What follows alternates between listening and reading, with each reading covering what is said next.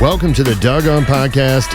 I'm excited to be here. Yeah. I know I always say that, but man, I really always am excited to be here. Yeah. I don't know why, but this is like my favorite spot, you know, in front of the camera, behind the mic, or maybe behind the, I don't know. Either way, I love it. It's Perhaps. fun. Trying to kind of dial in this intro a little bit and make sure it's clean, make sure it's something that sounds good, that you guys like listening to. And, you know, I've listened to some podcasts too where it's like, it takes 45 minutes to get to the show. Yeah. You know, and that's annoying. Yeah. And I did that with my previous podcast where I was like, I just always had this 15, 20-second intro and I didn't think it was a big deal. And then somebody was like, man, I can't binge watch your stuff because it's like every 20, 30 minutes I have to listen to the same thing over and over again. And I was like, oh man. Damn. You know, so, and I thought it was good. It was like, get your daily dose of positivity. And it was like, you know, but it was too much. So I do like the shorter, you know, intro, like, hey guys, what's up? And that's it.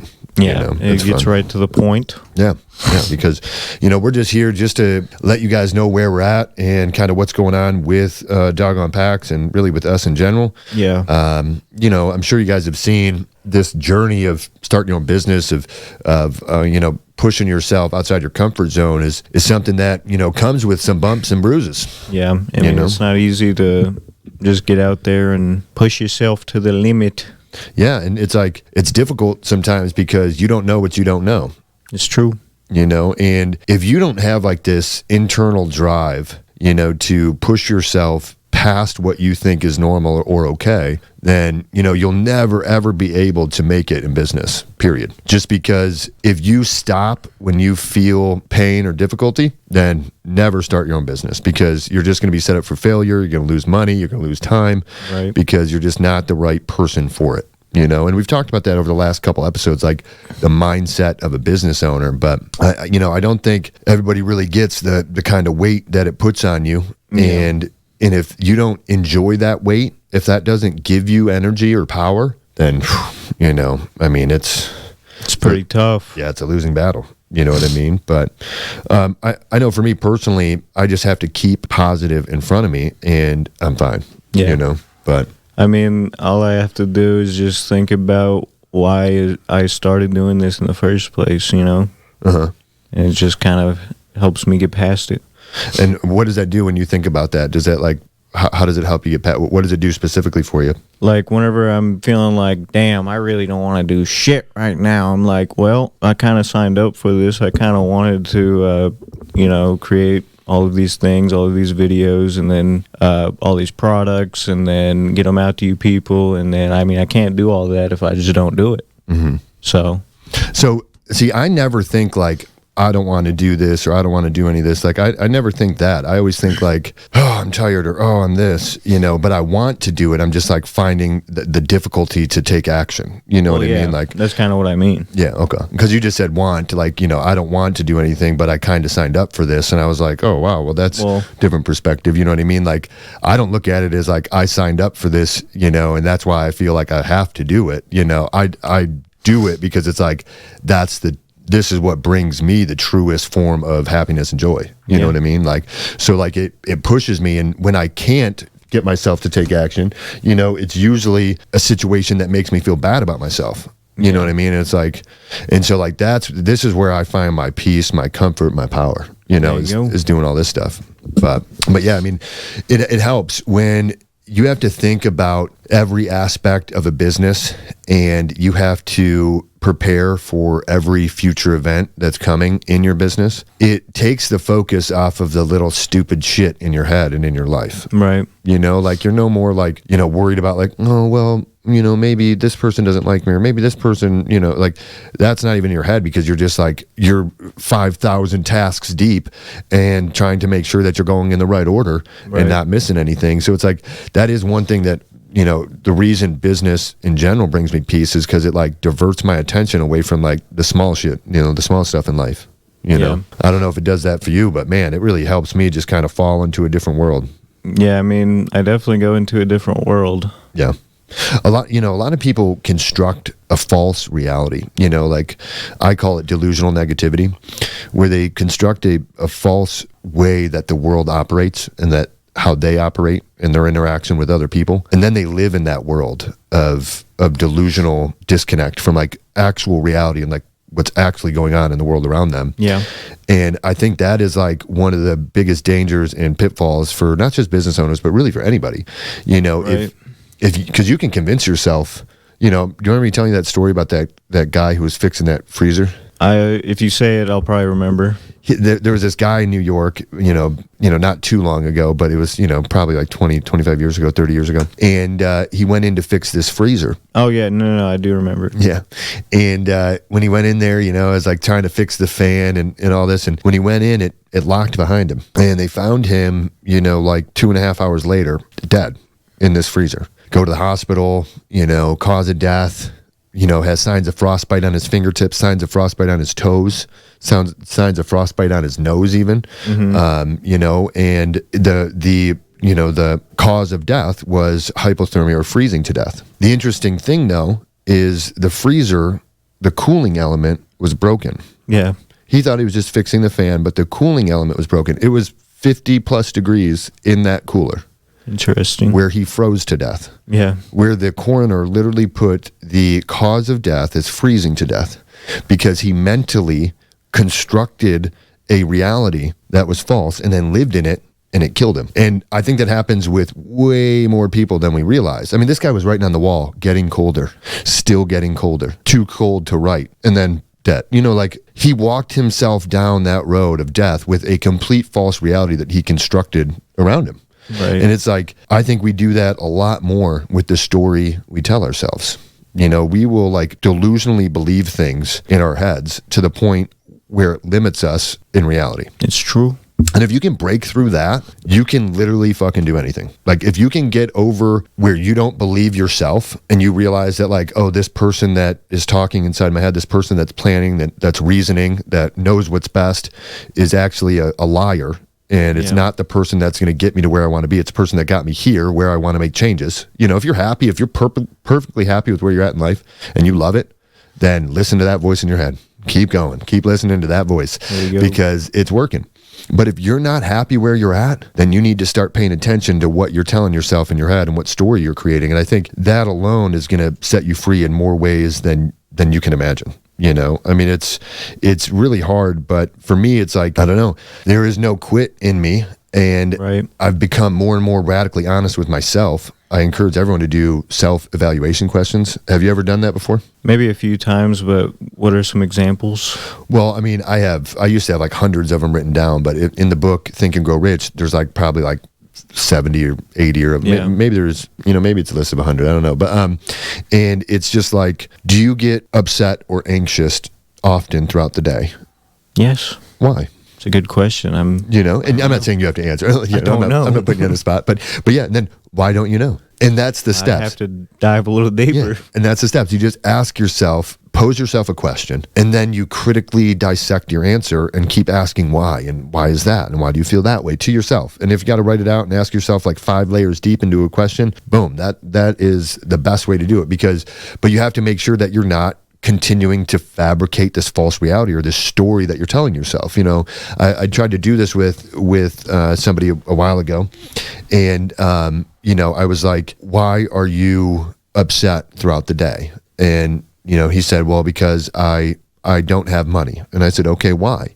And he said, well, it's because the way that I look and talk to people, I don't get opportunities where I can make a lot of money. And I was like, that's not true. And he was like, yeah, it is. People have literally told me that I don't look professional. People have literally told me that I need to work on my communication. And I was like, yeah, no, that can be true, but that's not why. It's your inability to make those changes and adjustments that are stopping you. Or the self-confidence even. Well, yeah. Because you can look like a bum and still be be great. Amen. You know, there's been times where I've gotten big contracts dressed in shorts and a t-shirt because I was saying the right things to the right person at the right time. Yeah. You know? But yeah, so it's like you have to be careful even when you're asking yourself those self-evaluation questions. Make sure you're not fabricating that false reality to justify the way you feel. Right. You know, you have to, and sometimes it helps to have somebody that is close to you that knows you, that can tell you like the way it is. And just because you have holes in your socks and you got some sweatpants on, that don't mean you can't get that job. Yeah, definitely doesn't mean that. But he's making a reference. But I'll say, you know, to me, having a positive first impression and appearance is important. I'm not saying that's an issue. I just thought that was funny. Yeah.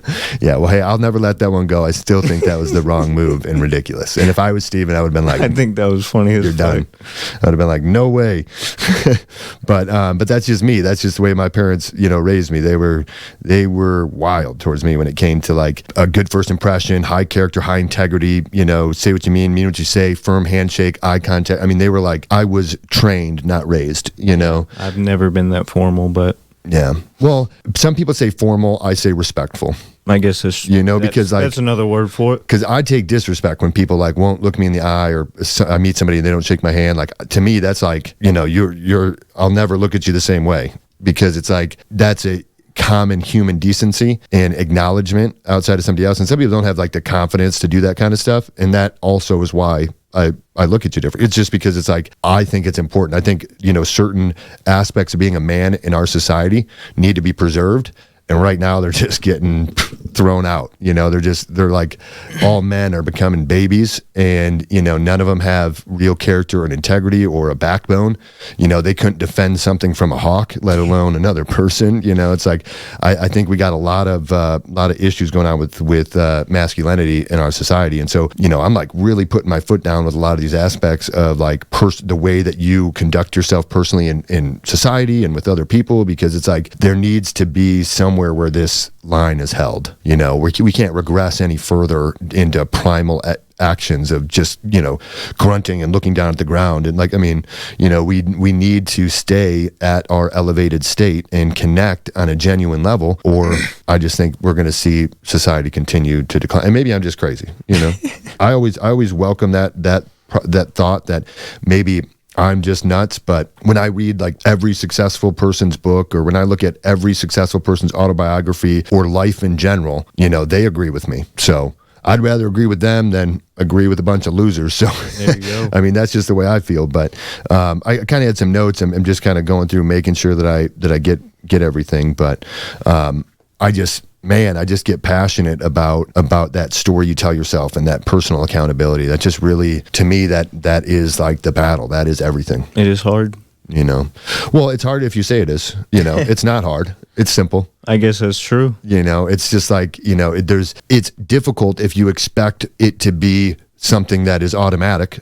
And it's difficult if you expect it to be something that's easy. But if you expect it to be what it is, which is literally like sacrificing who you are to become who you want to be, I mean, it's not that big of a deal. It's just, that's what it is. It's kind of like if you're going to tear down a house, but your expectation when you got there was you're only taking out part of the flooring, it's going to seem hard because you're like, fuck, we got to tear down this whole house. But if you had an expectation of, man, well, maybe we got to tear down the whole house when you get there, ain't that bad. It's just what you're doing, So I don't know. It's all how you look at it. It's all how you frame it. But what kind of stuff have, like from your parents, from your mom and dad, like what kind of stuff have they instilled in you, like thoughts in life that you just know are like absolutes, like when it came to my parents were like character, integrity, and, and like attentiveness and eye contact, shaking hand, like all that kind of stuff, the formal stuff, as you say, what kind of stuff do you remember your parents teaching you, or them being like, hey, do this, or hey, pay attention, or, is there any particular thing that sticks with you?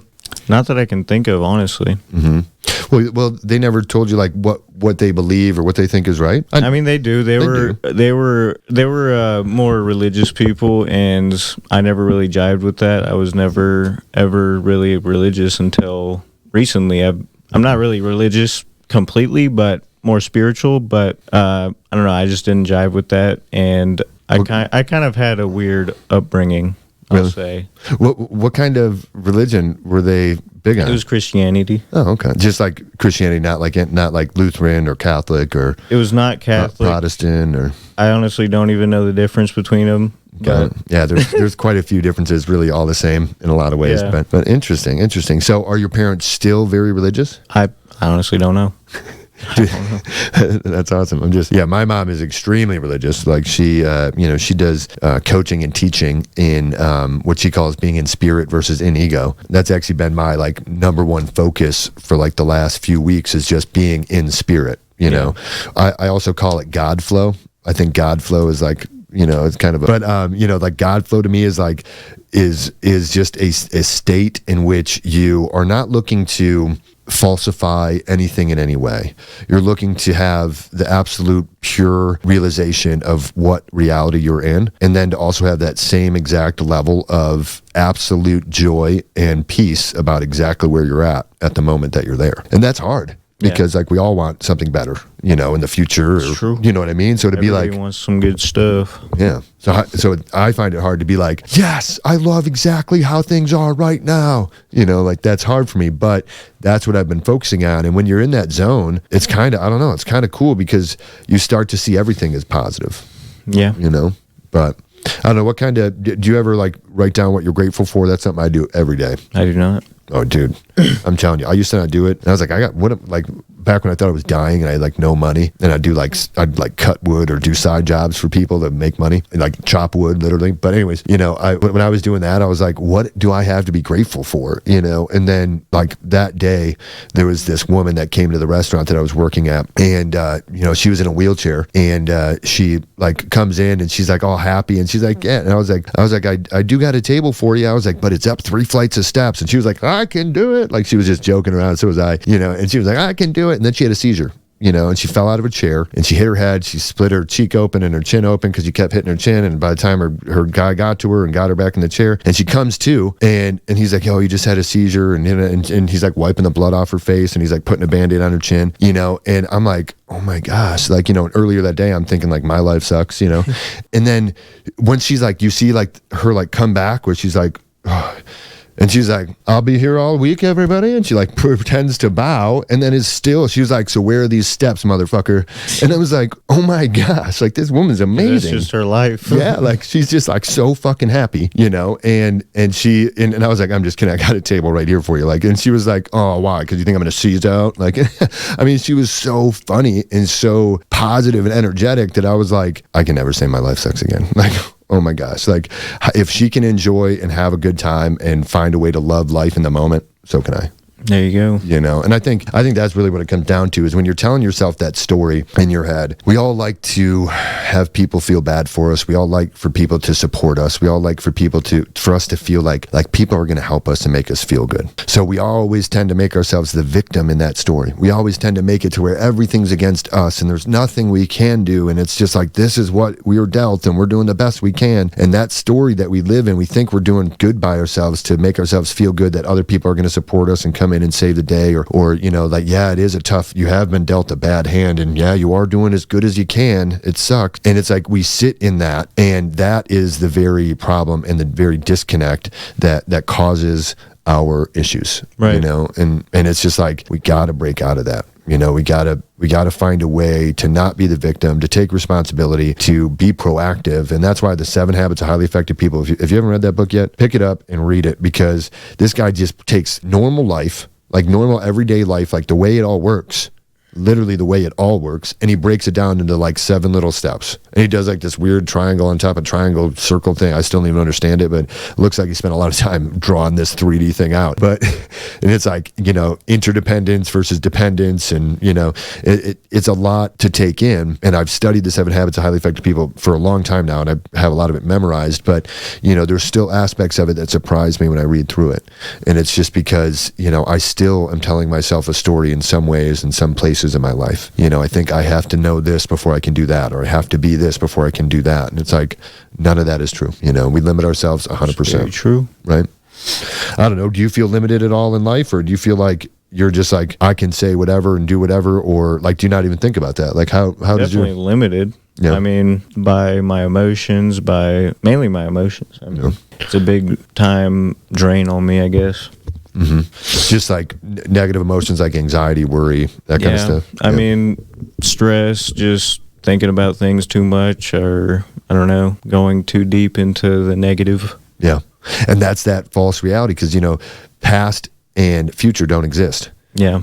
And the only time you're anxious or upset is when you're thinking about one of those, you know? So it's like, oh, it's true. And I catch myself, I'll be like, stop, present moment, come back, you know, like, that's not real. And I'll literally say that in my head. I'll be like, that doesn't exist. You're thinking about a fake thing that doesn't exist. And I'll tell myself that. And I'll like say it in that tone, like almost like being a jackass. Like, that doesn't exist, you weirdo. Why are you thinking that? And I'll be like, whoa, stop.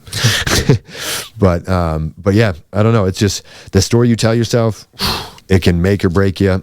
you can either be the hero or, you know, I don't know. It is a wild world. That sure is. That's for sure. But we just wanted to kind of do a quick episode, just kind of what we're thinking, what we're feeling, and kind of how things are going. And I think we're both in some ways telling a story in our head, and we need to find a way to break out of that, live in reality, and, you know, focus on our absolute goals and dreams and keep them in front of you. And, you know, and of course you can always do positive affirmations. You can write them down on poster boards. You can record them and listen to them. You can, you know, write them on 3x5 cards, keep them in your pocket, read them multiple times a day. I do all that stuff because I know my mind is not strong enough without it. You know, I know that I will not be able to overcome my current program in the way I operate unless I put in so much new coding that it overwhelms my past coding to the point where I become someone that I'm not yet at this moment. There you go. So, but yeah, if you guys have any thoughts, please, you know, leave us a comment. Let us know if you guys tell yourself your own story in your head. You know, like, what is your story? You don't have to share the details, but is it positive, negative? Let us know. Where you at? You know. See you later. Have a good one.